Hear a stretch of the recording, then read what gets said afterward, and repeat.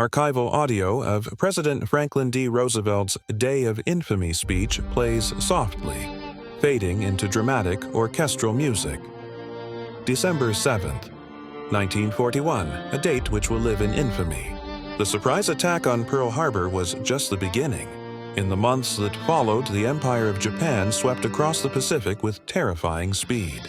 From the Philippines to the Dutch East Indies, island after island fell under the shadow of the rising sun. By the summer of 1942, Japanese forces were constructing an airfield on a remote, jungle-choked island in the Solomons called Guadalcanal. From here, they could threaten the vital supply lines between the United States and Australia.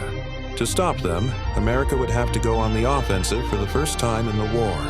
The spearhead of this desperate gamble would be a newly formed, largely untested unit, the 1st Marine Division. Their mission was to seize the airfield and hold it, no matter the cost. On August 7, 1942, the Marines stormed ashore. The initial landings were surprisingly unopposed. But the real enemy wasn't just the Japanese soldier, it was the island itself. The men were immediately swallowed by a suffocating, alien world of dense jungle, torrential rains, and unseen dangers. Their primary objective was the nearly completed airfield, which they quickly captured and renamed Henderson Field. This strip of dirt and gravel would become the epicenter of the entire campaign.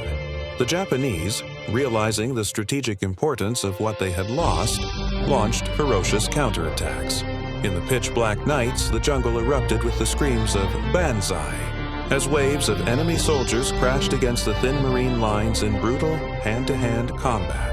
The Battle of the Tanaru River and the desperate defense of Bloody Ridge became legendary testaments to the Marines' tenacity, as they fought tooth and nail for every inch of ground around Henderson Field. Life on Guadalcanal became a living hell.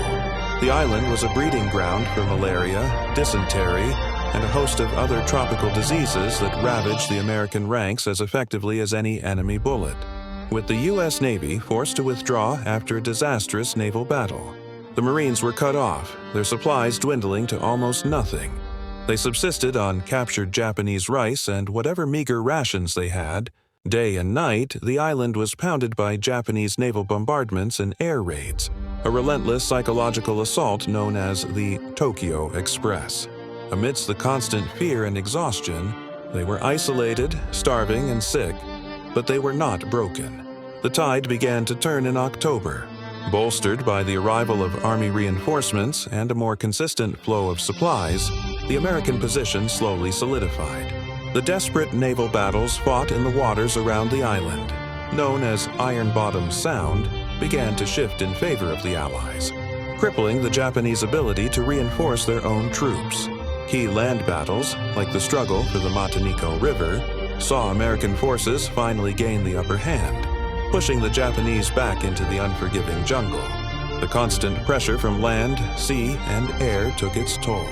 Starved, sick, and defeated, the Imperial Japanese Command made the decision to evacuate their remaining forces. By February 1943, the last Japanese soldier had withdrawn from Guadalcanal.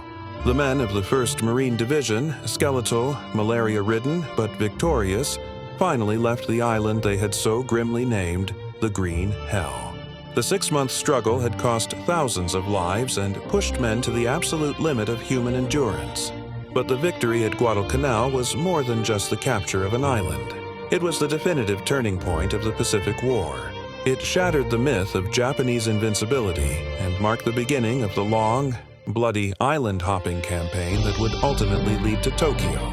I hope this video helps you better understand the brutal reality and strategic importance of the Guadalcanal campaign.